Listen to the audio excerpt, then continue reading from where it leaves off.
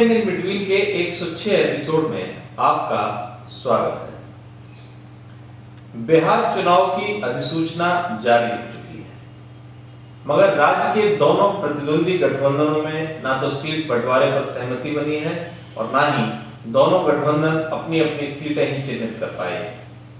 दोनों प्रतिद्वंदी गठबंधनों एनडीए और महागठबंधन में सीटों का तालमेल अभी भी यक्ष प्रश्न बना हुआ है। बिहार के मुख्यमंत्री नीतीश कुमार के दांव से भाजपा पस्त है, तो राजद के रुख से सहयोगी कांग्रेस और आरएलएसपी में बेचैनी है। आरएलएसपी ने तो महागठबंधन छोड़ने का भी ऐलान कर दिया है। जाहिर तौर पर महागठबंधन में कम दल होने के कारण वहां सीट बंटवारा उतनी बड़ी सिरदर्दी साबित नहीं होगी जितनी बड़ी सिरदर्दी एनडीए के लिए बनेगी। सवाल है कि बीते जून महीने से ही चुनावी बिगुल बजा चुके एनडीए में अब तक सीटों का बंटवारा क्यों नहीं हो पाया है। क्या एनडीए के लिए सहयोगियों के बीच सीटें बांटना आसान काम होगा, वह भी तब जब ठीक चुनाव से पहले एनडीए में हिंदुस्तानी आवामी मोर्चा ने प्रवेश किया है, तो आरएलएसपी एनडीए में शामिल होने के लिए दरवाजा खटखटा रहा है। आखिर सीट बंटवारे की गुत्थी कहां उलझ कर रह गई है? दरअसल सीट बंटवारे की उलझी गुत्थी के पीछे भाजपा और जदयू की महत्वाकांक्षा है। जदयू जहां अधिक सीटें हासिल करने के साथ अधिक सीटें जीतकर राज्य में अपने बड़े भाई की भूमिका बरकरार रखना चाहती है, वहीं भाजपा को लगता है कि इस चुनाव में जदयू के बराबर सीटें हासिल करने के बाद अधिक सीटें जीतकर वह बड़े भाई की भूमिका में आए। दरअसल भाजपा ने इस आशय की पटकथा लोकसभा चुनाव के नतीजे आने के बाद से लिखनी शुरू कर दी थी। वह इसलिए कि बीते लोकसभा चुनाव में भाजपा को जदयू के मुकाबले 2% ज्यादा मत मिले थे। साल 2019 के लोकसभा में जब दोनों दल साथ थे, तब जदयू को भाजपा के मुकाबले 10% अधिक वोट हासिल हुए थे। इसके अलावा साल 2010 के विधानसभा चुनाव में भी जदयू को भाजपा के मुकाबले 8% अधिक वोट मिले थे। महाराष्ट्र की ही तर्ज पर भाजपा की चाहत बिहार में भी बड़े भाई बनने की है। पार्टी के रणनीतिकार मानते हैं कि बीते लोकसभा चुनाव के बाद राज्य का सियासी समीकरण बदल गया है। राज्य के चारों क्षेत्रों में भाजपा को जदयू पर बढ़त प्राप्त है।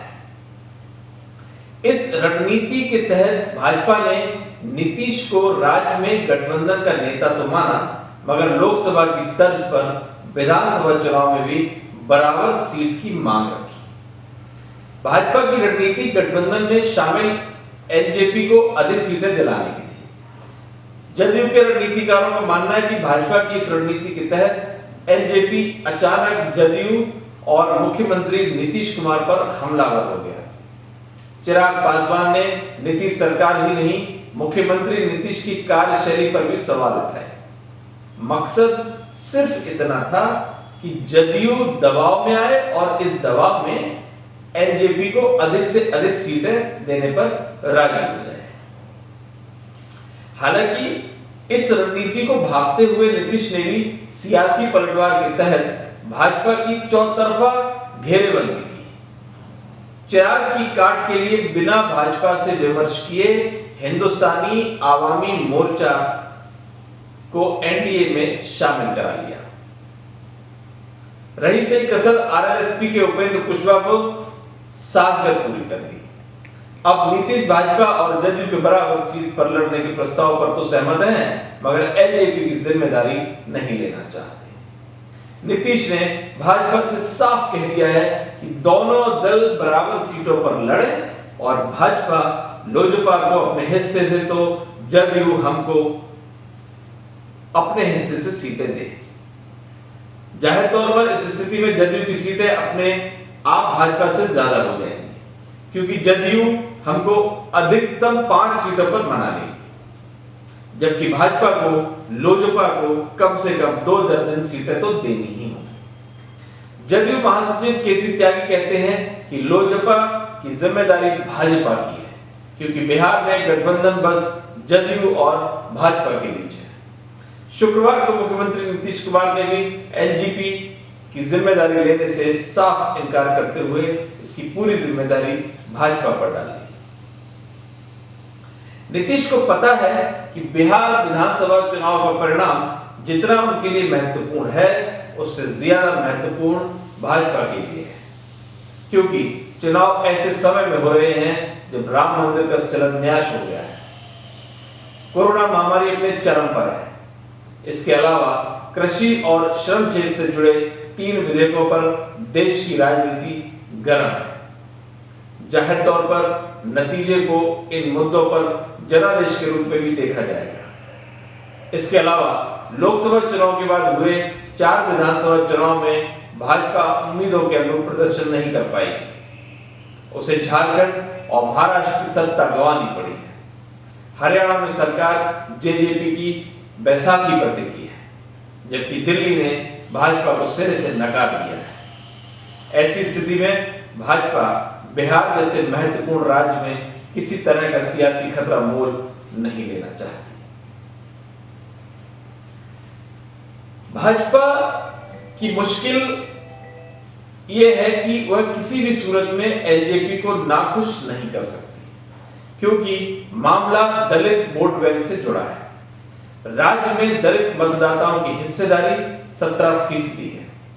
चुनाव के नतीजे प्रभावित करने में ये बिरादरी बेहद महत्वपूर्ण है। ऐसे समय में जब एलजेपी के मुखिया गंभीर स्वास्थ्य संकट से गुजर रहे हैं, तब राज्य में एलजेपी के प्रति दलित बिरादरी में सहानुभूति का ज्वार उठ सकता है। इसके अलावा दलित वोटों में सेंध लगाने के लिए आरजेडी ने भी व्यापक तैयारी की है। इस तैयारी के तहत ठीक चुनाव से पहले पार्टी ने इस बिरादरी के 2 कद्दावर नेताओं उदय नारायण चौधरी और श्याम रजक को जदयू से तोड़ा है। ऐसे में अगर एलजेपी भी एनडीए से हटा ली तो दलित बिरादरी का एनडीए से मोह भंग की स्थिति पैदा हो सकती है। जाहिर तौर पर भाजपा इतना बड़ा सियासी खतरा नहीं उठा सकती। जाहिर तौर पर चुनावी अधिसूचना जारी होने के बाद जदयू ने भाजपा को असमंजस में डाल दिया है। उसकी जदयू के बराबर सीटों पर लड़ने और भविष्य में राज्य की राजनीति में बड़ा भाई बनने की महत्वाकांक्षा पूरी होती नहीं दिख रही। बहरहाल ये भविष्य के गर्भ में है कि भाजपा सीट बंटवारे की गुत्थी कैसे सुलझाएगी, गठबंधन का आकार बड़ा रखने पर कितनी बड़ी कुर्बानी देनी होगी, क्योंकि नीतीश ने इस मामले में कुर्बानी देने से साफ इनकार किया है। अहम सवाल यह है कि क्या भाजपा नीतीश के सियासी चक्रव्यूह को तोड़ पाएगी। नमस्कार।